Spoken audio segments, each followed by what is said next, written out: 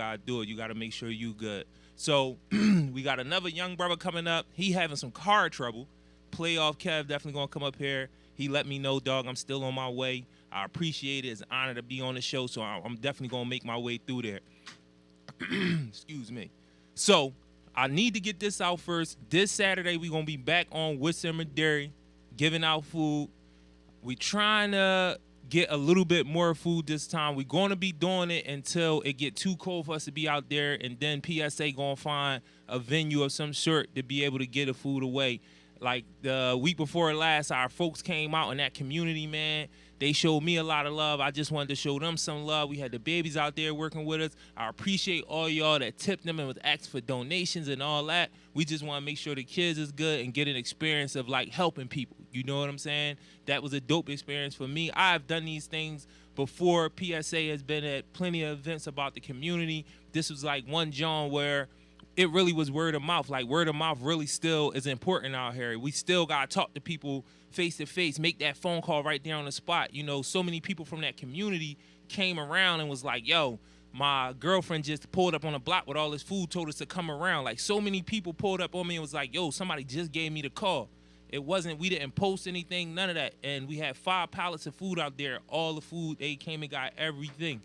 And y'all don't even know, for brothers like us who do and can do this type of stuff, how that make us feel. Like, I know Philly is a city, it's unbelievable, but they deal with food insecurity. So us being there to be out here like other organizations and make sure our people is fed. And then another thing that really stood out to me about being up there, I talk about this a lot. I'm not from West Oak Glen, I'm from Southwest Philly, but I know that part of the city, uptown, used to be our. To see all the different things that has transpired that has taken that away from us. And we could talk about gentrification, we could talk about crack, you know, gun crime, we could talk about a whole bunch of things that help to deteriorate that part of Philadelphia. And now, again, because of gentrification, so many black folk from all over the city, I'm starting to notice, is being pushed up there to get them out of the other places that's being gentrified. So I seen a lot of older black folk, you know what I'm saying, coming out there to get food, and it allowed me to know that these are the homeowners that were able, that stayed. For whatever reason, they had to stay, they wanted to stay, however it went down, but we got to make sure we look out for those older African folk in these neighborhoods that were our enclave and still are. It's just in a different way now, and we have an opportunity to turn uptown back into what it was pre-crack. You know what I'm saying? When my grandfather lived up there, and I used to be coming from 18th and Master, and it was like a completely different world to go from North Philly to uptown, and uptown be a suburb, and you see all black folk, nice cars, nice houses. It just was a different look, and it felt good as a young boy to go up there and be at my grandfather's house in these communities. So we gonna be back out there Saturday with food. Worcester and Madera, come through. We gonna do the word of mouth thing. We might put something up, we might not. The other thing that I want to talk about is it's a personal thing for me, because I take care of my mom. And my mom had a stroke like 2 years before I came home. And that's something I really wasn't prepared for. Like, I did all of this time. And then she actually had the stroke the night before my 38th birthday when she was coming. I see Raw Cannon in the building. I'm going to let her slide over here, and I'm going to finish what I was telling y'all, because I definitely think that she has a perspective on what I'm about to bring up. So let me let Raw Cannon slide on in here.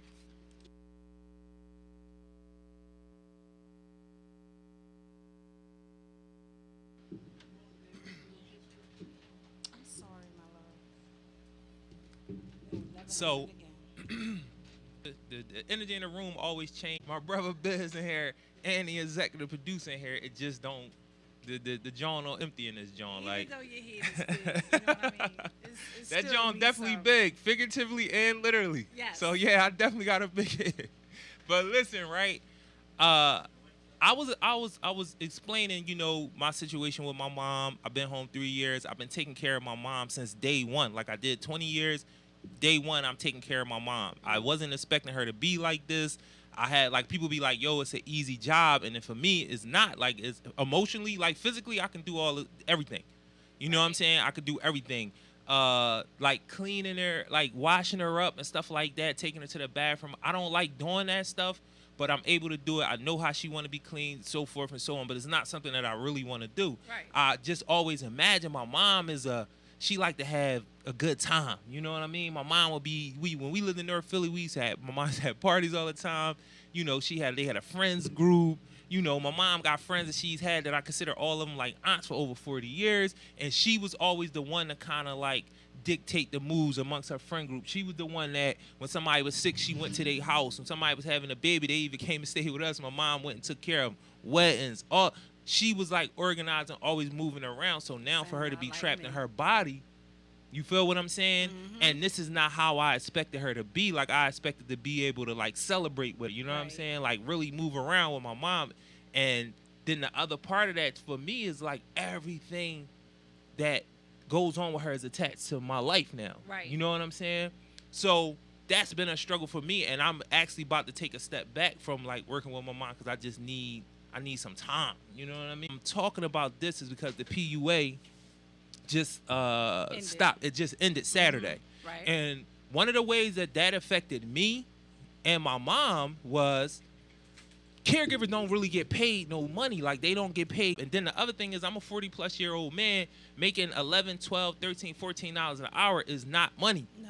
That's not no money. So that's another stress that went along with just me taking care of my mom. Like, I got to do a bunch of odd stuff, you know what I mean, to make ends meet because I have to do this. And I couldn't take some jobs because if one of the caregivers just decide they don't want to come to work, they're going to call me. Your mom in the house by herself, you got to go get her. Right. I can't maintain a job like that. You feel what I'm saying? And it's hard. Yeah, so the thing that I really want to shine a light on, I want people to take into consideration when people was getting money from the PUA, I don't feel no type of way. Get your bread however you want to live. Absolutely. I ain't look at people like, oh, y'all don't want to work. I felt some type of way sometime because of my personal experience with my mom, and it's hard to get workers, and I got to be there all the time, and I can't do the things I want to do or to adjust everything.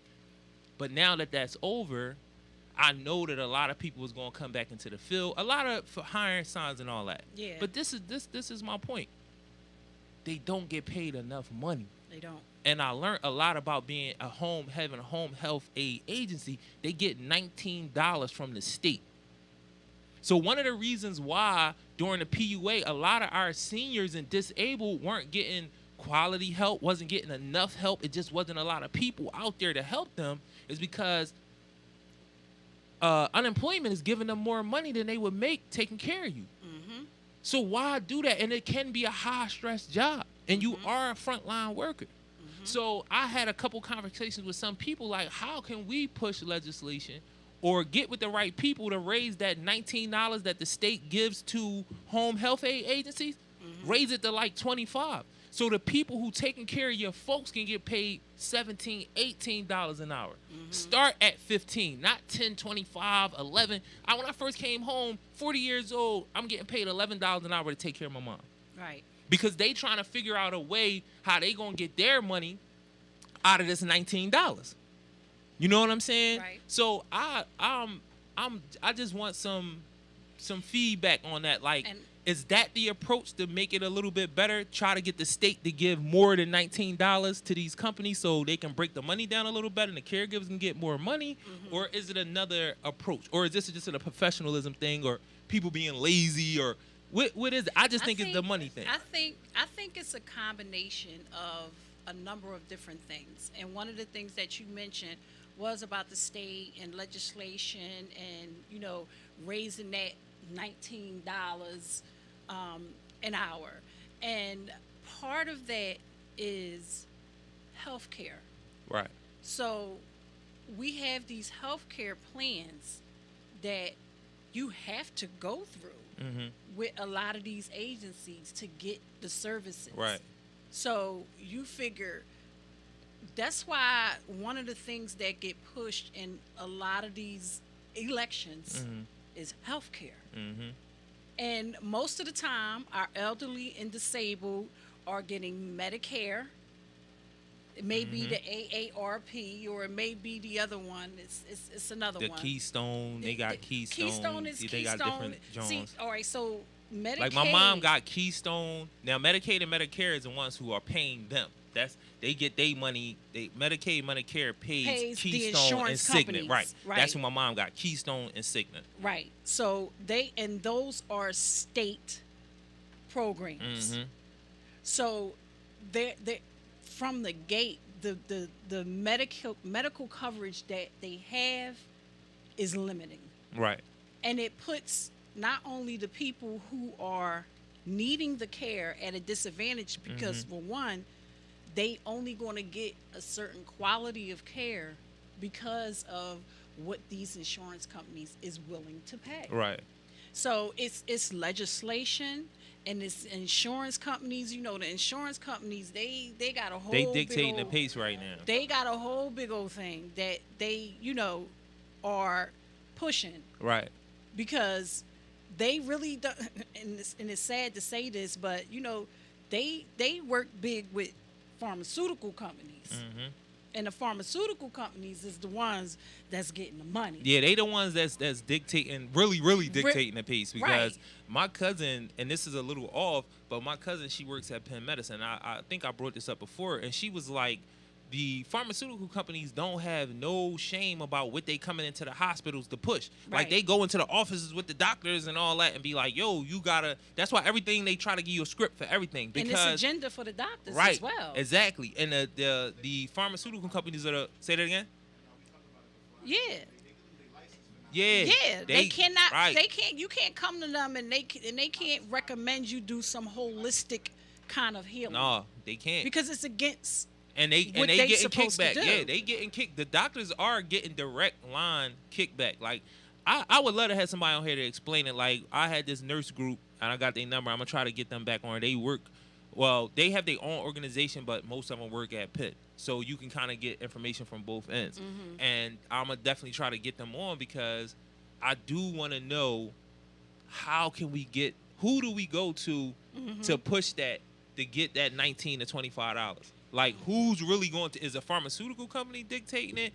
Is the state, whoever runs Medicare, Medicaid, or the group of people that runs, are they dictating it? Is the insurance companies dictating the pace of everybody? Because I believe we would get a higher quality of care. Even though I've heard in this day and age, I was at a Sunoco one time, a brother was coming to do he was bringing the oil, bringing the gas to the gas station. And he was like, yo, I make like $100 an hour. I got like 6-7 stops. I just take the truck, and it ain't no time frame. Just as long as I can get them to these places. And he said the most difficult part about my job is being able to park on the gas station in the proper way to be out of the way and still put the gas in. So a cat walk up on him asking me like, "Oh man, who you apply to get this job?" Because I got my CDL, and he was like, "Yo, it's so many companies out here, and you would get a job instantly." But he was like, for whatever reason, cats don't want to work. He was like, I get paid $100 an hour, and dudes should be lining up to work here to get a CDL to do this. This is not hard work. He said picking up the John, the I can't even think of it. The thing that you put the gas into the, I can't even think of what the shit is called. The tube, the big ass tube, the hose. It's a big ass hose. Right?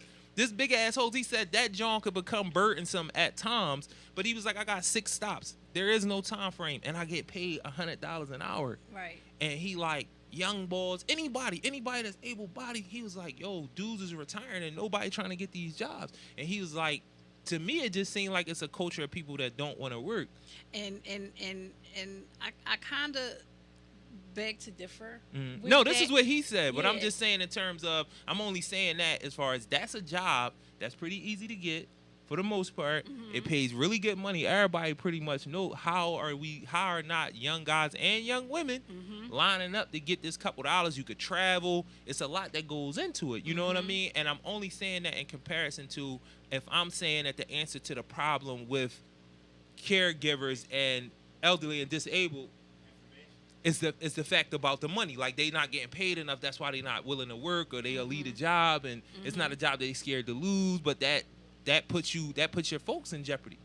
Well, I think that any kind of job, in my opinion, unless you have like a PhD or something like that, any job that you are providing a care for someone else, it doesn't pay enough. Teachers don't get paid enough. Daycares Social workers don't get paid enough. I'll be like, daycares don't get paid enough. Like, they just don't get paid enough. But I think the whole thing during the pandemic is people were getting more money to stay home than they were to go to work. Right. And now the it's going to be inundated with people out here looking for jobs now. Now things are going to be competitive.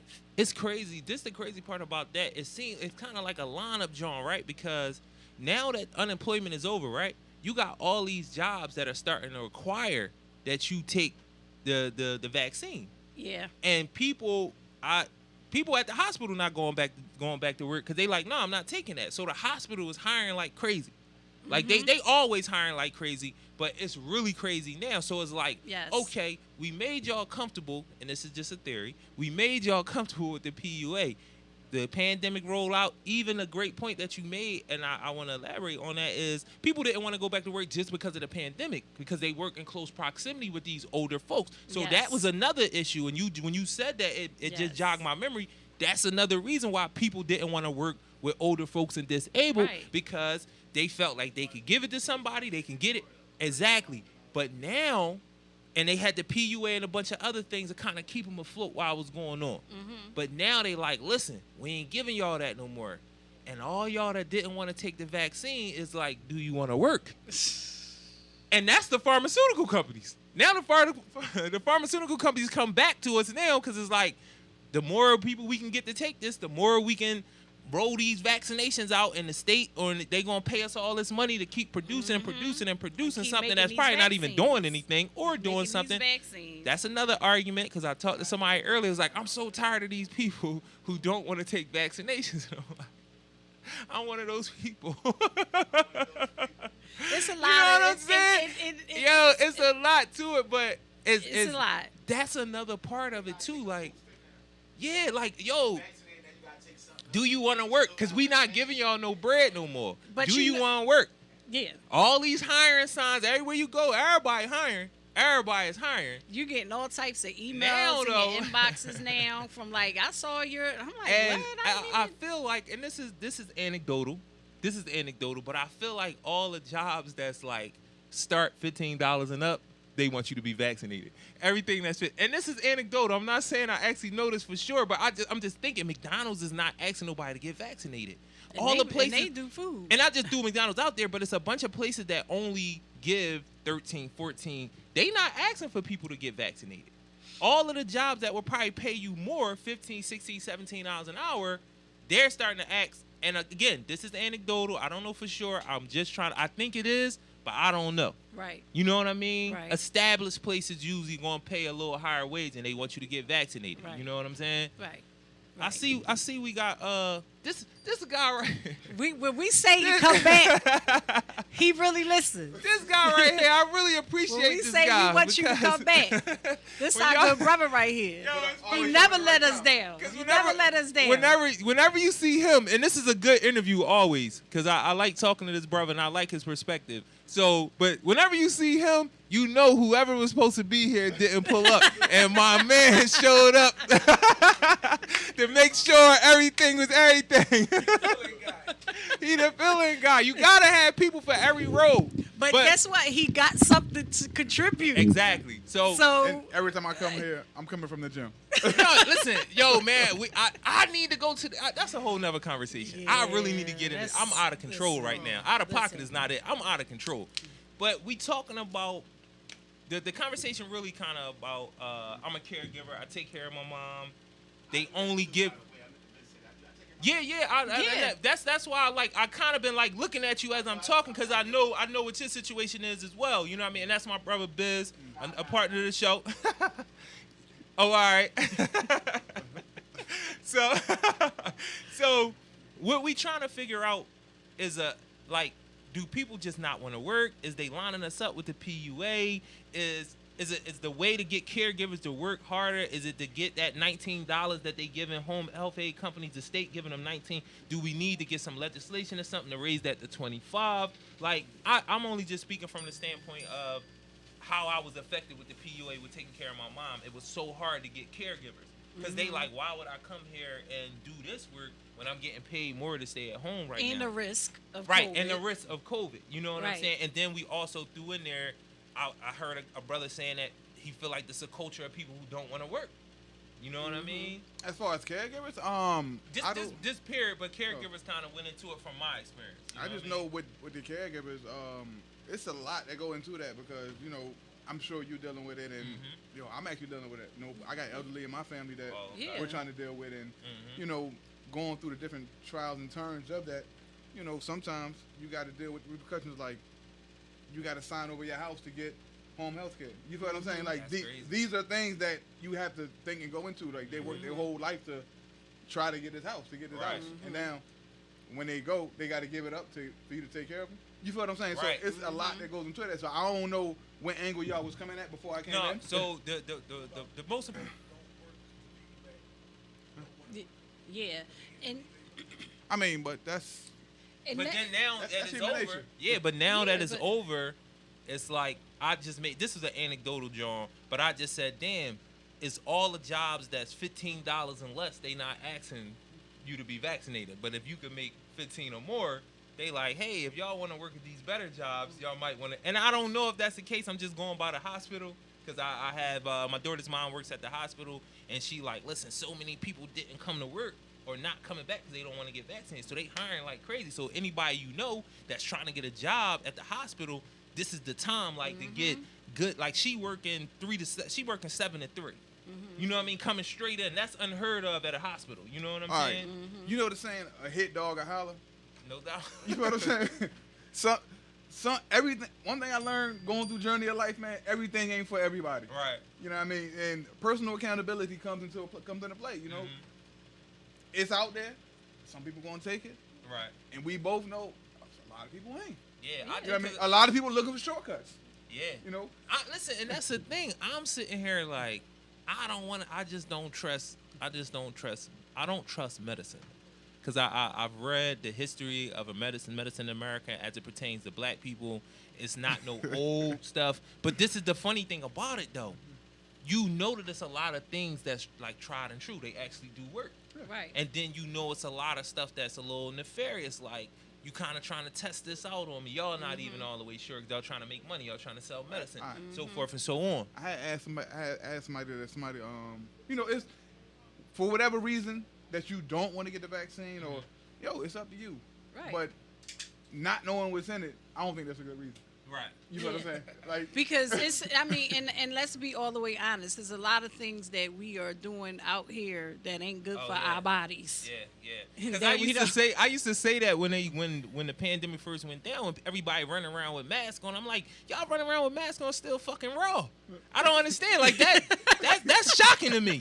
Or you pulling your mask down to smoke a cigarette. Like, what are we doing? Like, take the fucking mask. But that's how I felt when the shit first started. Like, yo, you just was smutting all crazy. Was y'all smutting raw with a mask on? Y'all both got masks on. Had no protection. You know what I'm saying? Like, that's how I felt when the shit first started. And then the one that would really blow my mind would be people with the mask on, and then you pour the joint down to smoke a cigarette. I don't understand that. That shit blew my mind. Like, that's cancer you smoking. It's proven that you're going to get cancer from smoking a cigarette. And you running around with a mask on, pulling it down, talking about corona. Like, fuck, man. I couldn't do it, man. That's what I say when people say, all right, if you got religious beliefs or if you just don't trust the government. Right. Well, for whatever reason, that's whatever cool. works for you. But if you say, I don't know what's in it. I ate Apple Jacks this morning. I don't know what's in Apple Jacks.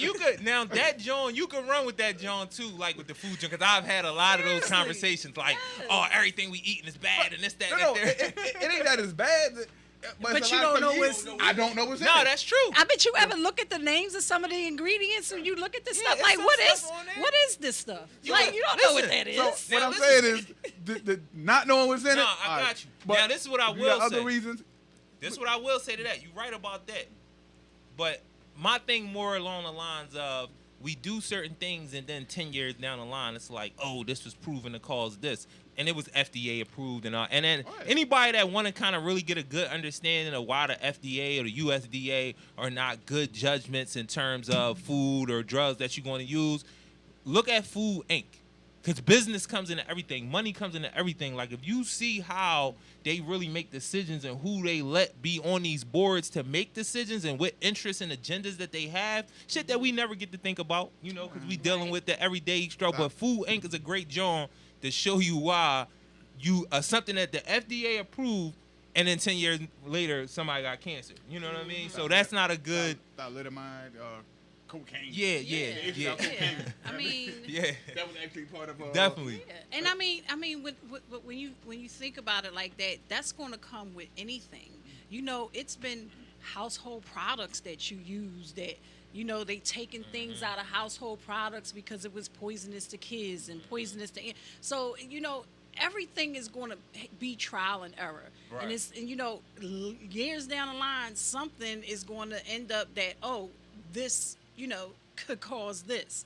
And it takes longevity and research and testing and trials and stuff like that take a long time. But one of the things that we all know, without because I definitely want to get what you think about making them pay more money to home health aid agency. I want to hear your opinion on that.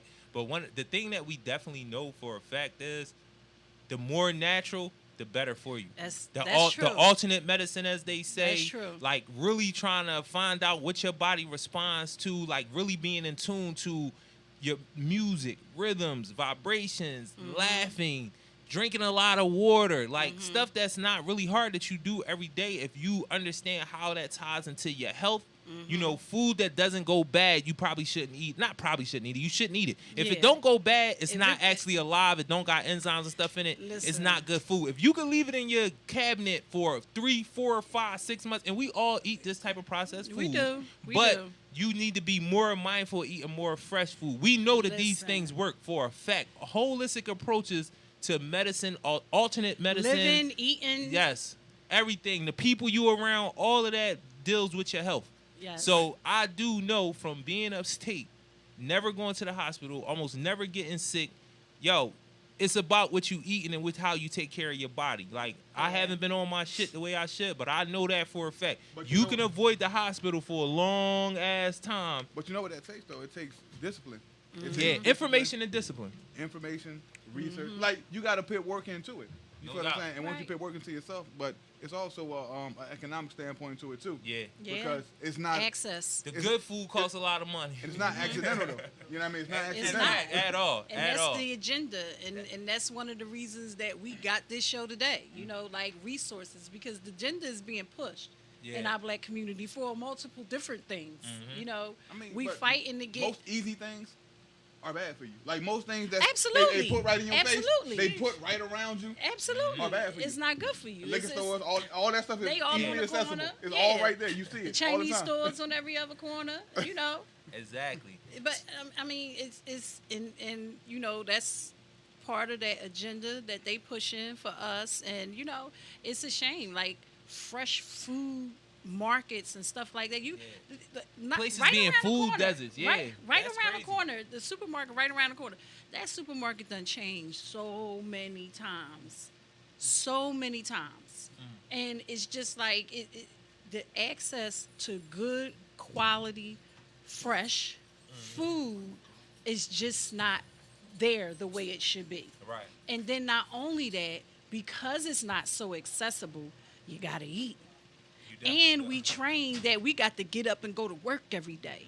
And then if we ain't got transportation, you got to take public transportation, 2 hours get there, 2 hours get back. I mean, it's just a way of living that we are accustomed to that has us killing ourselves. Yeah. Period. That's what it is. It's a lot of different attacks. Like, what you eat is definitely an attack on you. When black folks say, well, not black folks. That is when so we true. say, yo, racism affects you in a lot of ways, and if y'all be wondering, like, they talk about race on every show. We do. That's why we here. Like being us, we here to talk about it. Right. And I got to. I can't have this microphone and not talk about it. But like you said, food deserts, quality stores when we have them, the price of the food, the quick food that's not good for you at all. Like, you know, I was watching this John a couple years ago, like 5 years ago, maybe a little longer, where they was like the new poor, you know, person that you could see is emaciated, they ready to, you know, kill over because they not eating. The new poor person looks overweight, like fluffy, like they, you know what I mean? Like we make jokes about the poppy store gut and all that type of stuff. Yeah. But that's a very racial thing. You know what I'm saying? The McDonald's being right there, the drive-through aspect of thing, the fact that you can get the meal deal for $6 and eat all this chicken and biscuits and all this, that's murdering you for real. Listen, you know what I got saying? a story about but McDonald's. But it's quick and affordable. I got a story about McDonald's, and this is no exaggeration, no lie. I had a car, and it was probably like I think it was my first 2 kids. I don't know which one of them it was. The whole summer without doing a whole real thorough cleaning. Like, you go to the car wash and do the vacuum, but like a detail, right? I lift the seat up, and this is no exaggeration. It was a cheeseburger, a half of a cheeseburger that looked like we just picked it up from McDonald's that day. Now, we went through the whole summer. The whole summer. The cheeseburger ain't had no mold on it. It ain't stink up the car. You know, food that go bad smells bad. It's a response to it. Oh, my and gosh. It had bugs and all of that. It wasn't no bugs. The burger looked just like, even the cheese on the burger. You would think, you know what I mean? That's dairy, right? I'm like, this shit ain't cheese. This shit plastic. That just solidified it. I might never eat listen, No, seriously, it was in my car. Anybody that don't want to Baby, you remember that stuff? story? It was in my car. I've heard a lot of stories like that, too. It just don't The fries and all deteriorate. that It just don't. still looks. It looked like it looked real. Like It's the Matrix. It's not. They done got you believing that non-food is food. Like, this is not. It's all in your brain. What it look like. That We got a lot of people out of business that was farming because they all like McDonald's really creates their own food. Like, seriously, like one of the again, Food Inc. I'm telling y'all, it's a great documentary, man. Like, everything is really made of corn. Because they feeding cows corn. They feeding chickens corn. They starting to farm salmon and feed them corn.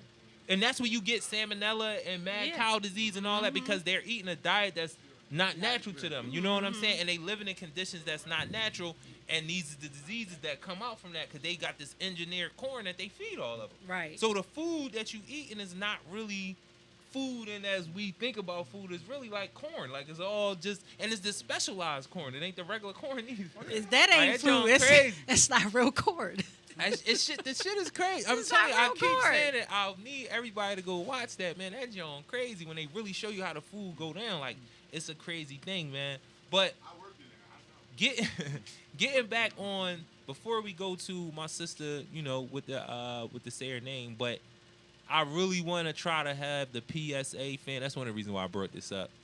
The had a PSA family kind of push to see if we could be a part of that legislation, that because we know some folks, fortunately from having this show, but we know some folks now that we can have these conversations with and see if that we can make it a part of their agenda. But to have the state, Medicare, Medicaid, the insurance company, who's ever paying for the home, like what you were saying, you got to give up your home in order to get services for them to be able to pay for it, because you really don't have enough money to pay for a home health aid out of pocket. That shit costs a lot of money out of pocket. So we are saying we want them to raise the amount that they give the home health aid agencies to at least $25. So that way the agency will get their part of the money, and you can have people coming in, frontline workers, dealing with your elderly and disabled, probably in your family, if not somebody in the family working, and can make a real livable wage where they could start at $15. You feel what I'm saying? Because they start at 11, 10, 50, crazy shit like that. And they taking care of people, grandmoms and, disabled cousins and stuff like that. So you paying somebody that amount of money, what do you think the care going to be like? Right. You know what I mean? Like, you really got to find people who genuinely in their heart just love to take care of people. Right. And even that becomes stressful it burns them out. And you know what I mean? Right. I love my mom. But this 3 years of taking care of my mom, it's take a toll on me emotionally. And one of the reasons why it's like that when we are taking care of our own loved ones, right, is because there's no separation between the work and the love. Mm-hmm. Like, you can't, when you go to work somewhere, you go in at a certain time, you leave at a certain time. Mm-hmm. But most of the time, when your loved ones, they in your home or you in their home, y'all in the... You see your mother in pain. No. Yeah, you it's ain't like, gonna I want to push you because I know this is going to work, but it's like she's saying she in pain. You know what I'm saying? Not only that, you have to think about it on the flip side to that. Imagine with these people who can no longer do the things that they used to doing, they can't do them for themselves. So they're struggling too, and they're fighting with, all right, fucking, I don't need you to do nothing. Just leave me alone. Or, you know what I mean? Like, get away from me. And, you know, like, they go through their own mental breakdowns because it's like they can't do what they like I said normally earlier, did. how my mom used to move, like, drop. Like, my And mom used to drop. One time my mom, and this is another thing that weighs on me. Like, I got locked up as an adult. I was 20 years old. I could say certain things and my upbringing put me in a position, but at the end of the day, I had been living on my own for 3 years when I got booked and did 20. My mom wrote. I remember. It's I okay don't to want to say be like that I had to have because this conversation with my sister. Yeah. I was like, yo, I don't. It's okay Like, I to need say some help that. for real. You have Like, you have to go through that. For real. If that didn't affect you, then something will be wrong. Right. Like, something ain't right if that don't affect you. Like, we all human. We go through a series of feelings and emotions before we get to the end result. You know, it's like, should I do this? I don't want to do it. Should I do that, man? It's an internal struggle. Right. But it's normal. You know what I mean? Your body is, your brain is processing that information and, you know, getting you to the point where as though you weighing your options. You weigh, is this bad? Is this really not? Right. But, you know, you want to be that all powerful, but you're not. Yeah. You human just like she human. When Okay. she's struggling, you struggle too. So Yes. you have to be able to accept the fact that if you can't function, you can't function for other people. Right. So, you know, it's a hard thing to do, to have to not do things or say things that sound like it. You know what I mean? Yeah. You shouldn't be saying it, but yeah. Yeah. That, yo, and Like I don't vision him as how he is. Like, our bond is like we walking around. Right. I ain't trying to hear that shit, man. I talk to him like we vibe. yo, me, You know what I'm saying? So our vibe is just like, I'm like anything. I just how I am. I don't see that. I just see them. Right. that's the funny thing, because I be going at my mom like that sometimes. Yeah, Like, but he is that way. Vibe is kind of like different. It's going to be like So- that's the reality though. I don't feel pressure But all right, are you like the because I wouldn't have got into it. personal caregiver too? You got to do everything for him. that John be crazy. I wouldn't have got into it. You know what I mean? Yeah. I knew coming in. It's like I didn't know. Like, I knew coming in, I seen people deal with it prior. So I already knew what the issue was. It just, Yo, if you want to do it, do it. yo, that's a great point, because he said, yo, I seen people dealing with him prior. I didn't know what I was looking at. You know what I'm saying? Like, when my mom had the stroke, I didn't see her until I came home. So I didn't even know. Nobody sent me pictures, none of that. So for 2 years, I'm kind of like trying to visualize what my mom looked like. I'm just listening to my sister and them. So when I came home, it was like, boom, I just came right into it. And that's a very valid point where you like, yo, I could just do it because I seen it prior. I had no misgivings. I knew what it was. So I was like, you know what? I could do this with it. Where for me, I knew how to manage it. Like, prior to me making it happen, I knew how to manage it. I knew what needed to be done, how to do it. Okay, get the nurse out here on this day, so I got him from nurses 3 days a week. I all mapped out.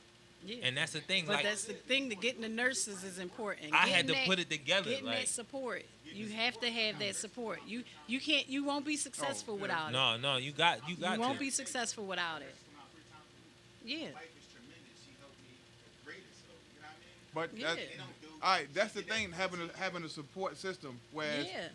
you're not totally neglecting your personal achievements with your life Right. for that. You know what I mean? But you got to merge it together. No, it's moments where, you know, me and my wife might want to go somewhere and we can't because of, you know, Right. like he said, we can't get a nurse out but that's part of the, Right. that's part of what I signed That's- up for. yeah, So we do it yeah. on the next step. Yeah. And we can't do this. We see if you get somebody for X, Y, Z. Then you try to make a plan before.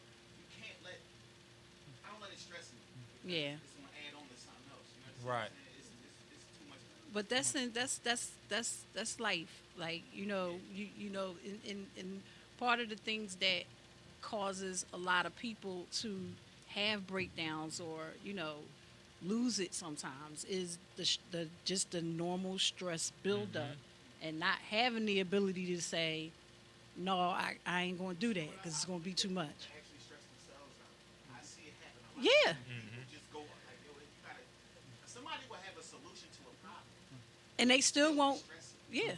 Like, oh my God, they took my car. I gotta go to the PA and do this, but you know what you gotta do. So, why are you stressing? Yeah, You just exactly. told me everything you had It's to do was solve the anxiety. problem. It's just anxiety. And a lot of people, What's yeah. up, baby? You know what I mean? Just go get the job done. Yeah, it's that anxiety. You know what I'm saying? Just make it happen. I think, especially if you know I parked here, they took the car. Right, right. You know you. Outcomes of that is. Stressing yourself out. But Just go get the job done. for some people, like, that's the normal state because they got other aspects of their life that's probably in shambles and different things going on. And that's how they deal with Yeah, everything. You feel what I'm saying? That, So everything, that's a part of it boils on to it. that's Yeah, a part that's of how my they deal with situation. everything. Like coming home and like, all right, I gotta do this, and I want to live my life just socially, just to have fun, just to like. I done took this winter coat off. I just want to enjoy experiences, and then at the same, on the other part of it is trying to build stuff. You know what I'm saying? And having to miss appointments and try to make all these different things work, and then you other people in, and then you got to kind of get them to move. Like that was the thing. Like when you just said that, like, yo, I just want to bullshit a little bit. Cause for real, like I've been in this mindset for so All these long to try plans to and- to try to keep my sanity while I was in there. So I was very structured, very disciplined about, you know what I'm saying, the things that I Yeah. did, what I ate, how I moved, who I was around. Everything was calculated. Everything. Yeah. That's how I moved through the 20 years, and then now I'm home. I'm like, sometimes I just want bullshit. I just want to do what the fuck I want to do, whatever it is. still get up but early? yeah, that shit don't go Ain't that nowhere. wrong? That's, I might go back you to need sleep that. where the before I couldn't, Yeah. but that shit don't go nowhere. Yeah, you still But need this that, is so. PSA Philly service announcement. Takeover Tuesday. We Love, definitely support, about to and get grace, y'all. all day. We definitely about to get into this say her name segment. We going, Yeah, say her name. You know, I come with a bunch of emotions every time I bring say her name. So I had already been texting the group about who I wanted to talk about today. And just a little back, always got to give a little backdrop on it. The say her name segment came when we had a discussion on intersectionality, where African American women are dying at the hands of police. African American women are being discriminated against because, one, they're a woman, and two, because they're black. So one of the things that came out from that is the fact that the women that are dying at the hands of police are not talked about as much as the men that are dying at the hands of police, black men and black women. So recently, an 8-year-old girl was shot in Sharon Hill after a football game about 2 weeks ago. And when it first came out, it was just an 8-year-old girl that was shot. And her name was Fanta Belletti, I think. And she was shot and she died. She was 8 years old. Some kind of altercation happened after the football game. And it came out that the police, the shot that killed her may have been fired from the police.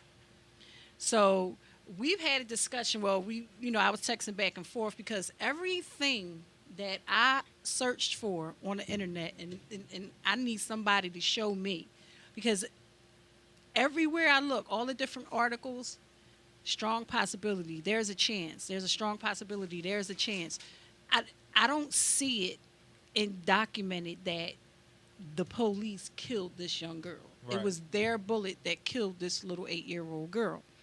And it's weird to me because if it was a neighborhood brawl or a neighborhood dispute and the kids, whoever they may or may not have had in custody, it wouldn't have been no doubt about it. Mm-hmm. This young black man shot and killed this little girl. Right. It's been 2 weeks, and it's a strong possibility. There may be a chance. The authorities are saying. Now, I heard that it was said on the news but all the articles that I'm finding are not saying that. Right. That there's no name to the officer that was carrying the gun, and y'all know who. You know what I mean? Like the ballistics is going to show. Right. Y'all know those firearms are registered to those officers. You know exactly who the bullet came from. You know who it was that shot it. So here we go again here's this little girl who's dead. Her family is struggling because they lost 8 years old. just seeing pictures of this little girl. You know, my daughter's about to turn 8. Wow. I can't imagine. You see what I'm saying? And I'm sure it's some things going on in the back end with that family that I don't know about and may not be public record as of right now. But when I search and I look, everything I see is strong possibility. There's a chance. There's a strong They're not saying officer such and such shot and killed 8-year-old. You know what I mean? That's actually what they wouldn't determine which officer was actually the one. So You can figure that out. Yeah, that's what I'm What saying. were they These are shooting for? registered firearms. So it was it was a shootout. I don't know. From what I've read multiple stories, but I'm actually about to bring it right now. But I'm not. What they were saying was that it was. They said it was one story said it was a shootout between, I guess, The football. the people that was out there. Right. Yeah, the people that attended the game. They actually was fired at the cops. That was one report where I said they said it was actually fired at the cops. Then they're saying it was a group shooting and the cops shooting at someone and the cops returned fire to them. And that's how they ended up getting the girl. So they basically like But it's. I know, sorry, I'm going to cut you off, but No, I know you that good. Sharon Hill, the police department, they did have a meeting with the girl family, the little girl family about Right, Possibility. right. But they are not publicizing it. they're not going to stand And this is that they already know. this is that intersection. Mm-hmm. This little the 8-year-old girl shot. It's everywhere. 8-year-old girl shot, and for a week it was no officer even mentioned. Right. It was just this was 2 weeks ago. It's just 8-year-old girl shot. 8-year-old girl shot. And this And now it's coming out that it may have been first of all, how can you say it may have been? Something happened. Some ballistics showed something that make y'all say that. right. You see what I'm saying? So why are y'all saying it may have been? And that's the funny thing about that. That's the police do have. I'm not gonna say they have say over what's reported, but you know they have connections and they know. And then these people come into the precincts to get the reporters come into the precinct and they have relationships so they can get information on cases and stuff like that. Mm-hmm. But this is another one of those institution playing with Yeah. institution playing with race. Yeah. And the reason why I say that is because the newspapers are reporting this. The cops can sometimes have a direct line to chief and all of them to say, listen, we don't want y'all to put that information out because of a part of our investigation. Absolutely. But if y'all saying strong possibility, like y'all know who it is and y'all playing along those lines of we don't want to out the cop yet, we don't.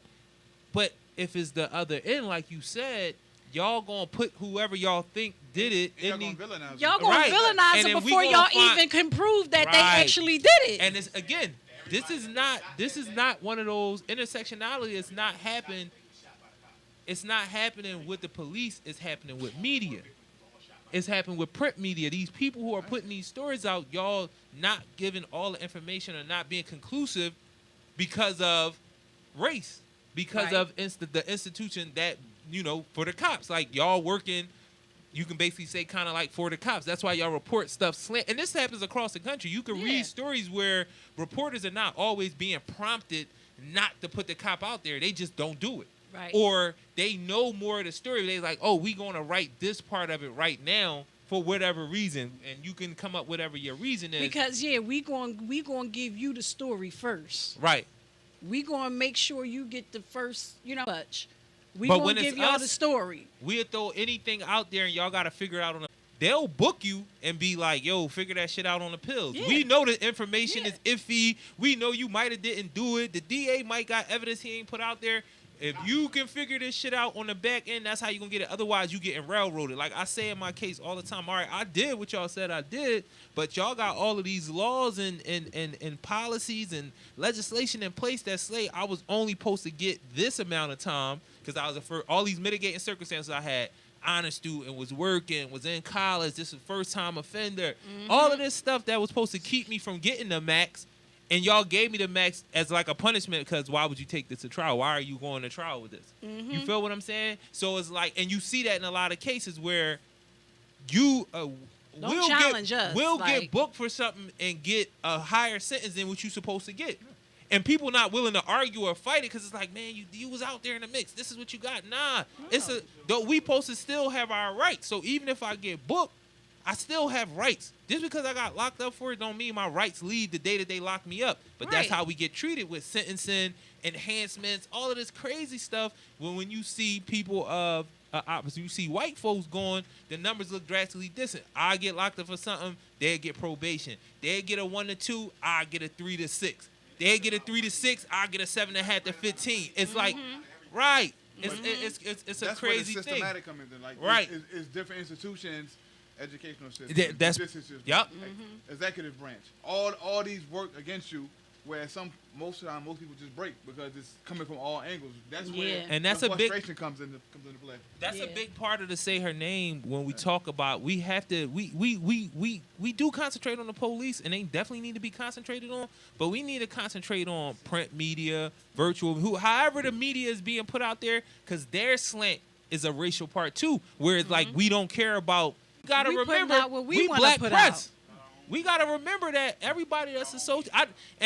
Doing Sipping with Sammy, shout out to Sammy. I appreciate the interview and everything. I can't wait to see the joint, even though the power went out and all that. But we had a dope conversation. But he one of the first, which is important. Like he said, like, yo, we creating our own thing. Yeah. And that's one thing that I'm trying to keep in mind when we go forward with programming and things we want to do with the show. We literally can report live from places as PSA show because we black press. We can get into some places that we probably didn't think we could. We can get credentials just for having this show. And I'm sure somebody can give me a little deeper understanding of it. But, yo, you need that information. We black press, y'all. And we can go places as PSA and be like, yo, we want to know what's going on. We want to interview this person, or you know what I mean? And I had a couple people ask me that too. Could we do our show from their event? So we need to figure that part out. We probably can just go on the phone with it. You know what I'm saying? We can do our show. Matter of fact, we want to do our show. It's an event the 11th. I'm speaking there, and that's one of the things that she asked me. She was like, yo, y'all could have y'all own table out there and can be interviewing people that's out there as the radio show. So that's something we definitely, No, September 11th. September 11th. So, but I mean, what is the event? It's a Unity Day event. Oh, they were supposed to do it on August 29th. It's like a Stop the Violence Zone. They're gonna do everything out there. You know, the same thing. Resources. You know, stop trying to have information out there to stop gun violence. Food. We're gonna give out food, cooked food. You know what I'm saying? Where is People it? Gonna be speaking. Because it was August 28th, and then they changed it to September 11th. Before we go on, I just wanted to say her name one more time. Fanta Bellitti, 8-year-old girl, African-American girl, shot in Sharon Hill, and who shot her is yet to be determined. Even though they know. But this is the media. This week we pointing to the media. We pointing to the cops too, but the media play a big role in that discrimination, that racism. So it's a citywide anti-violence Unity Day festival. Saturday, September 11th is Chalmers Park, 2748 Chalmers Street. Bro, you need glasses? Yep. Okay. I do. Let's get them glasses. Self-care. You got to be able to see. This is PSA Philly service announcement. I appreciate the filling for coming. Help save the show. Love, support, and grace. Anytime. We all this fans. This is the brother right here. The assist, man. Rue, the assist. This Saturday, Nick, we going to be on Worcester and Madera this Saturday, too. We going to do both Jones. We going to be out there in the morning. This the anti-violence John on Chalmers, 2748 Chalmers Street. It's 10 to 6 p.m. So we'll have our John done by then. I'd still go down there. It's PSA. All right. Thank y'all.